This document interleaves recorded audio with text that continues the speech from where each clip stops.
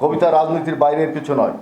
সারা পৃথিবীতে কবিরাই তাদের আদর্শ দিয়ে, তাদের ভালোবাসা দিয়ে, দেশপ্রেম দিয়ে রাজনীতির সঙ্গে সমান্তরালভাবে এগোয়, সারা বিশ্বে এটা প্রমাণিত।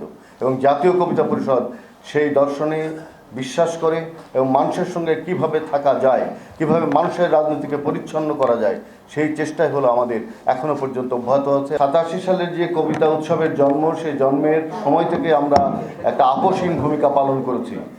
কিন্তু গত 17 বছর একদলীয় শাসনের কবলে কিছু কবি তারা পথভ্রষ্ট হয় এবং তারা দলদাসে রূপান্তরিত হয় এবং তারা জাতীয় কবিতা পরিষদের যে মূল আদর্শ তা থেকে সরে যায়।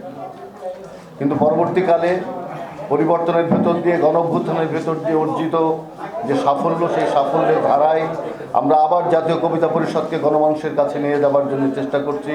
আমরা স্বৈরাচার বিরোধী, মৌলবাদ বিরোধী, সম্প্রসারণবাদ বিরোধী, আধিপত্যবাদ বিরোধী, সাম্রাজ্যবাদ বিরোধী যে আদর্শ এবং দর্শন লালন করি, সেই দর্শনই হচ্ছে মানুষের এবং এদেশের, বাংলাদেশের সকল স্তরের মানুষের একটা ইনক্লুসিভ সোসাইটি, সব মানুষের অন্তর্ভুক্তিমূলক একটা সমাজ, একটা রাষ্ট্র গঠিত হবে এবং সবাই সেখানে মৌলিক অধিকার পাবে।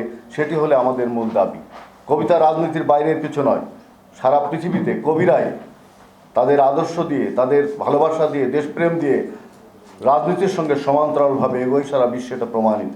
এবং জাতীয় কবিতা পরিষদ সেই দর্শনে বিশ্বাস করে এবং মানুষের সঙ্গে কিভাবে থাকা যায়, কিভাবে মানুষের রাজনীতিকে পরিচ্ছন্ন করা যায়, সেই চেষ্টাই হলো আমাদের এখনো পর্যন্ত অব্যাহত আছে। আমরা এই অভ্যুত্থানের, জুলাই অভ্যুত্থানের পরে আপনারা লক্ষ্য করেছেন যে আমরা যে সম্মেলন করেছি, সেই সম্মেলনে আমরা সফলভাবে মানুষের কাছে যাওয়ার চেষ্টা করেছি এবং এখনও সেই চেষ্টা থাকবে।